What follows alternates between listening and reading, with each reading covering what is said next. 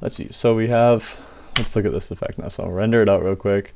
This is what the final effect ended up looking like. Like I said, this is a taller aspect ratio than the actual video shot in. So the actual video, this is just over 16 by 9. So it's like 114 instead of 1080. It's 140, so it's like 1440 pixels instead of 1080 pixels tall. And then that just means that, and then plus that gets cropped by 14% on the top and the bottom. So it's more like a cinematic aspect ratio, which makes this go down to somewhere around here and somewhere around here, which cuts out the top and the bottom, which just means that I need to have this part looking good. The rest is just made so that if I induce camera shake, I induce anything, I want to reframe it, I have those options in post, because now my AE comp is, my After Effects composition is a little bit bigger. Let's just look about how I created. So we'll turn some layers off here, and we'll actually just go and bring it down to the original clip. And if I could, I'll play just the original clip. So here's the original clip with no music. So there's my original clip from Simi's Slam. It's just a basic clip, and then it's slow, and it speed ramps up, and it goes like that. And the thing is, it's like a shot where he's like, yeah, and he just slams down on there, and he gets everything going. So, and this is something that I knew I wanted to have a couple effects on. So I knew I needed to have some racket effects.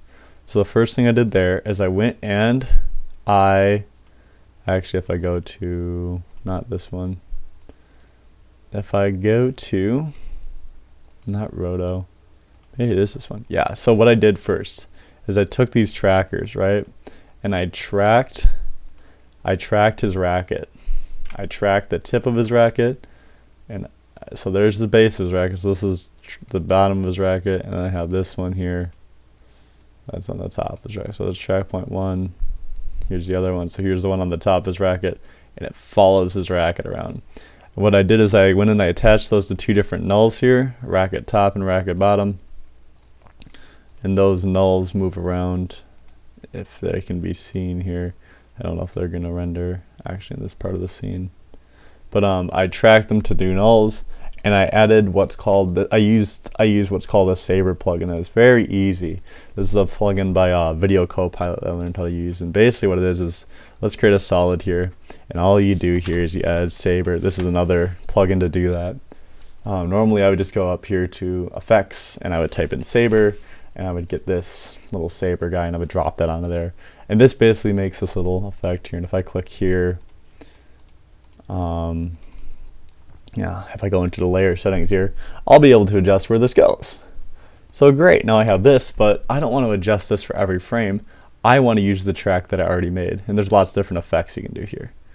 There's different kind of looks to it. I want it to be like narrow bright, I want it to look like kryptonite, but I want it to be like blue kryptonite, and I want it to, you know, glow more or something like that.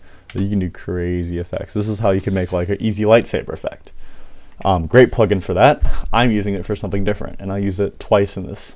So I'm going to have that, and I turn on racket effects. Oh, that's not what I want. I am in here, and I turn on my racket effects, and boom, look at those cool effects.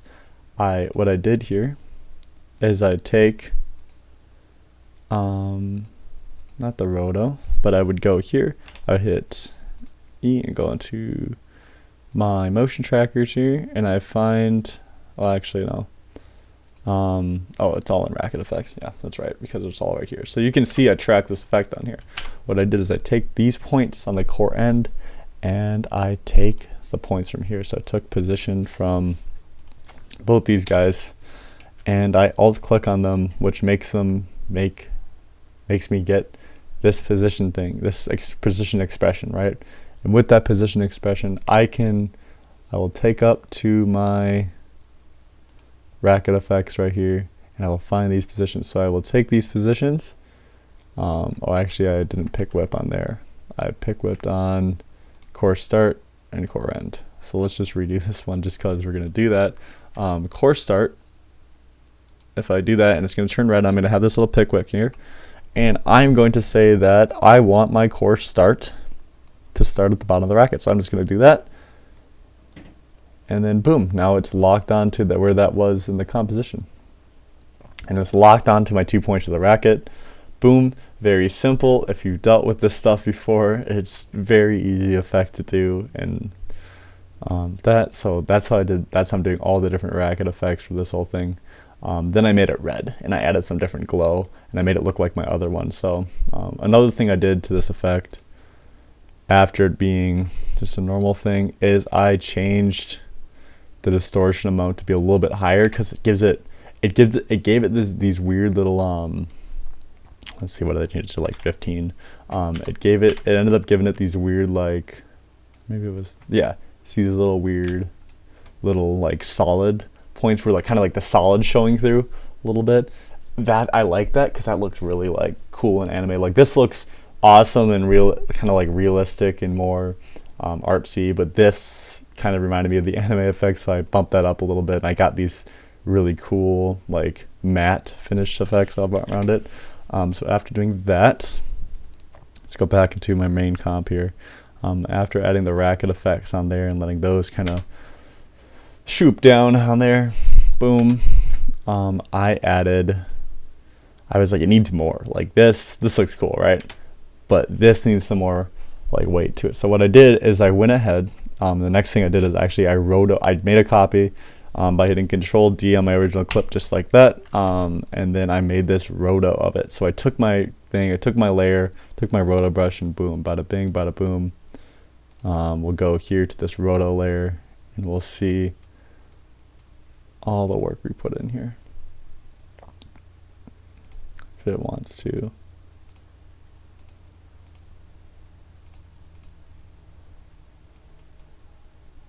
All the work. Where is it at? Oh, it's probably because my original clip is on.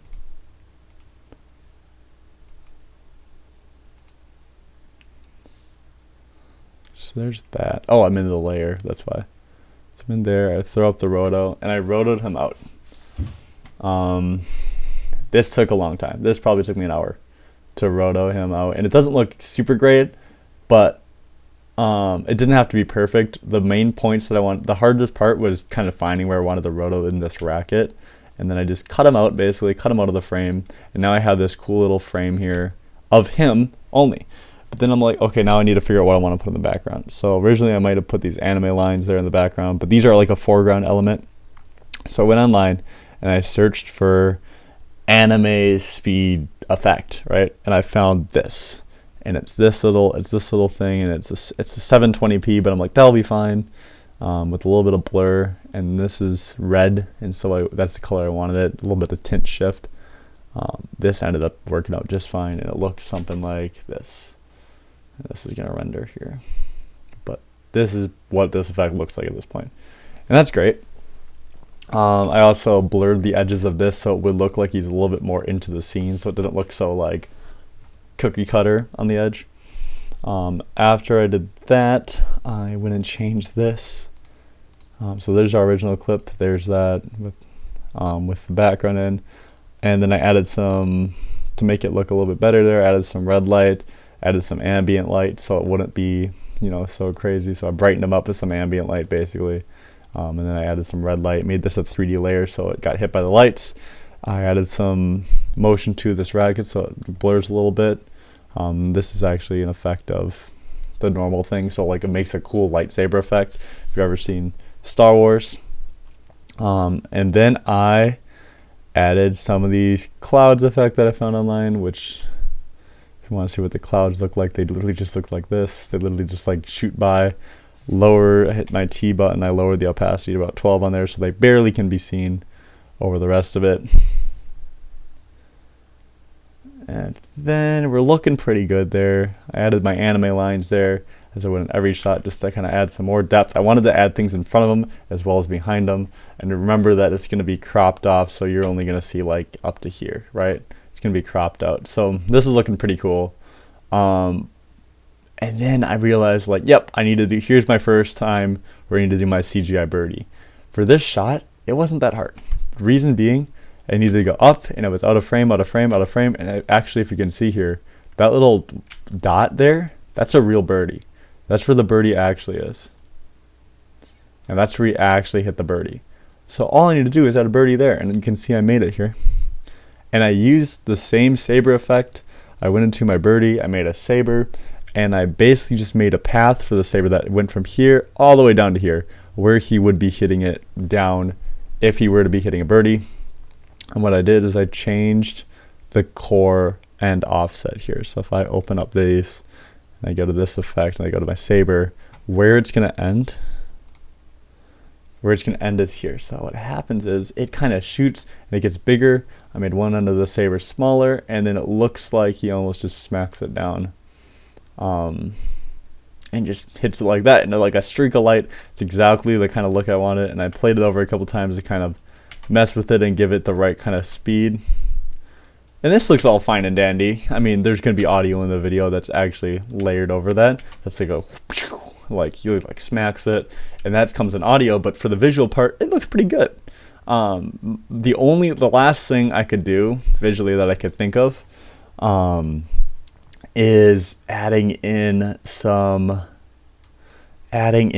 shake. So what I had to do is I had to take this whole layer and I had to pre-compose it. So that's why this says pre-comp 1. It says semi-slam. Semi-slam is now in here, boom. And there's this really easy way to do motion that I've learned, is you kind of add some sliders here so you can control some things, but really it's just with this wiggle effect. So what you do is you take position and then you take wiggle. The other thing you have to do here is add this motion tile effect, and what that does is it repeats the edges so that if it wiggles too much and this is off, you'll see how my framing kind of gets messed up a little bit. It kind of has these black spaces in it. You get motion tile, boom, you have no more black spaces ever. I repeated the edges a little bit. If you see, these are the repeats of itself. So boom, bada bing, bada boom, everything's there. We got everything going down perfect. We got this little like wriggle. It goes up and then it goes quick for a little bit there, but you know, everything's looking all right. At this point, we got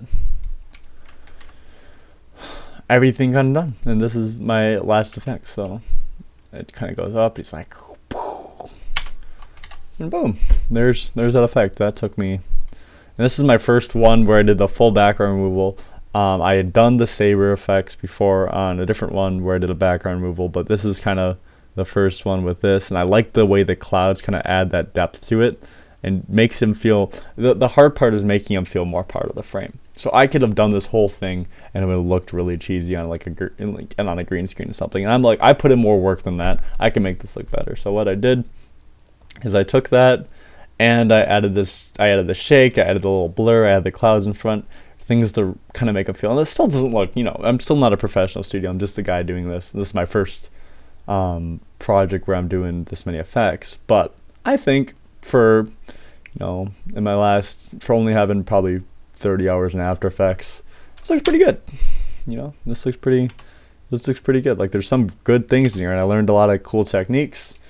Now I only have to repeat this 1, 2, 3, 4, 5, 6, 7, 8, no, 7 times ish. Not the whole thing, but I have to repeat a good amount of effects. So I have 9 more effects to do, I think is the number.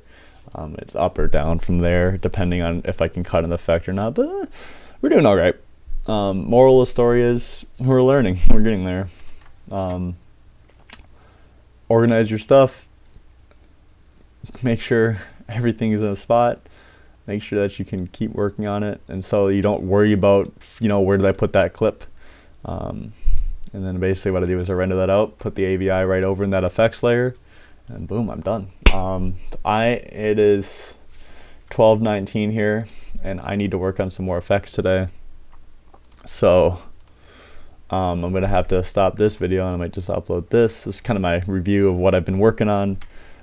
We have more audio layers going on here. We have this, which probably needs to be fixed, but I'll leave it. This is gonna be one, like, there's effects I hear that obviously aren't as good as the other ones, but I'm gonna have to leave them for now until I finish all the other ones. I need to get everything cohesive. Plus, I still have this whole scene, doesn't exist yet. It literally doesn't exist yet, and I am what, 1, 2, 3, 4 days out, you know, and I have 2.5 hours right now to work. So I'm gonna end that video there.